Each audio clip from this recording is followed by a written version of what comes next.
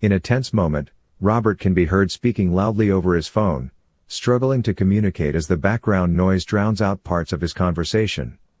With each word he speaks, an urgency fills the air.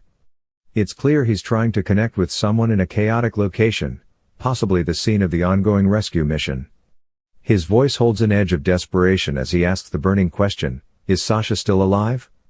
This inquiry isn't just for himself, it's for everyone counting on her safe return. The stakes have never been higher, Sasha's life hangs in the balance, and each second is precious. As Robert's words echo, the entire rescue team knows that Sasha's survival is not only crucial to her loved ones but is also deeply entwined with the success of their operation. With the Port Charles team poised on every side, each member holds their breath, awaiting the answer that could determine the mission's outcome. This situation is fraught with personal emotions for the team, who have seen countless dangerous assignments but rarely with a friend's life so closely entwined. Each rescue strategy meticulously planned now feels like it's dancing on the edge of a blade. The high-stakes diamond exchange.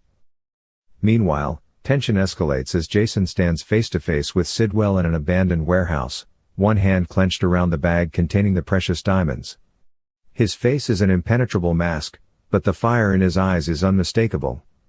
In a voice both cold and calculated, Jason issues his demand, "You show me Sasha, I'll show you the diamonds." This isn't a negotiation, it's a challenge. He knows Sidwell is as slippery as they come, and any misstep could cost Sasha her life. Jason's role as the exchange agent is no accident. His calm under pressure and fierce loyalty make him the ideal person to handle the situation. But even he knows that this is no ordinary swap.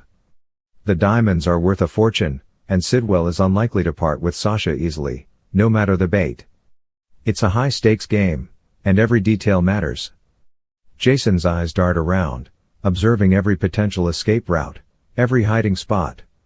He's not just looking for Sasha, he's ready for anything Sidwell might throw his way.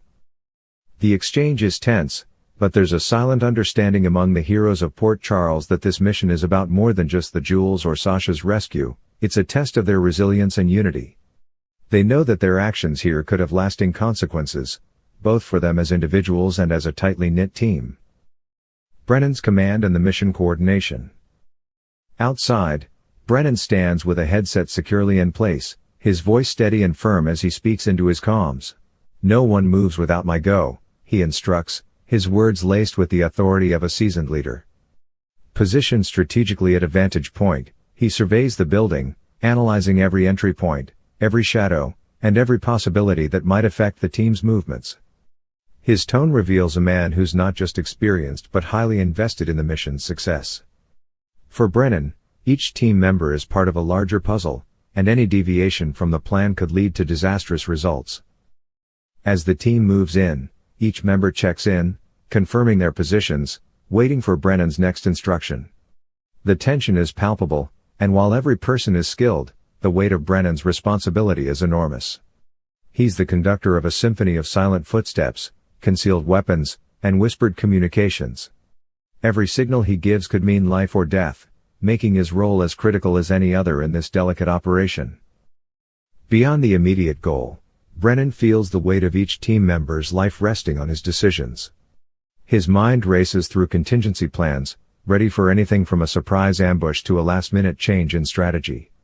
It's a mental chess game, and Brennan intends to stay 3 steps ahead, ensuring that everyone, including Sasha, makes it out alive. Rick's cryptic question to Anna. Elsewhere, in a secluded part of Port Charles, Rick and Anna engage in a cryptic conversation loaded with unspoken meanings. Rick leans forward, his voice barely above a whisper as he asks her, "What I want to know is, where did you get them?" The ambiguity of his question is enough to intrigue anyone listening.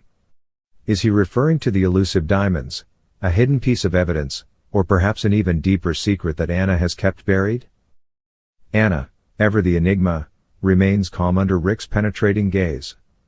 She knows that every word she speaks could reveal more than she intends, and she's not one to give away her cards easily. The history between them is rich with tangled loyalties and veiled intentions, making their exchange as much about personal tension as it is about the information in their conversation.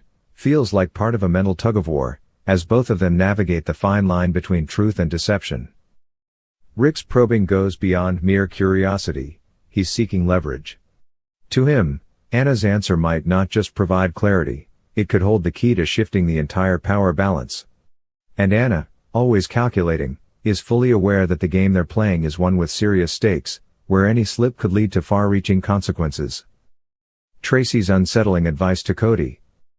In the midst of this unfolding drama, Tracy delivers a candid piece of advice to Cody, her tone sharp yet laced with a touch of grim humor. "You're lucky you dodged a bullet," she tells him. Cody looks at her, his brow furrowing as he considers her words. Tracy's blunt remark cuts through the air, alluding to a secret that's both scandalous and potentially life-changing.